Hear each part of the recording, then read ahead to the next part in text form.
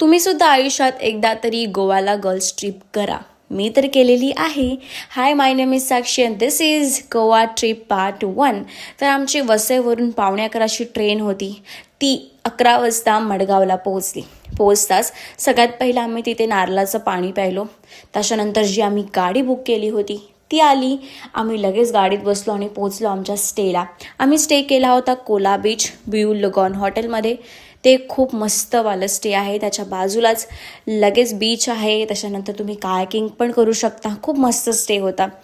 अंघोळा वगैरे करून आम्ही तिथेच लंच केला. लंचमध्ये फ्रेंच फ्राईज आणि नान मटरची भाजी आम्ही खाल्ली. व्हेजसुद्धा ऑप्शन खूप सारे होते. आणि आम्ही लगेच रेडी झालो आणि पोचलो पालेलम बीचला. तिथे पोहोचल्यानंतर आम्ही एक राईड बुक केली. आम्हाला फक्त बटरफ्लाय बीचला जायचं होतं. त्या लोकांनी आम्हाला 7,000चा पॅकेज दिला होता, पण आम्ही ते काही घेतला नाही. आम्ही म्हणालो फक्त आम्हाला बटरफ्लाय बीचच बघायचं आहे. आणि आम्ही सुद्धा मस्तपैकी व्ह्यू एन्जॉय केला, डॉल्फिन्स बघितले आणि ऑफकोर्स बटरफ्लाय बीचला जाऊन खूप सारे व्हिडिओज वगैरे काढले.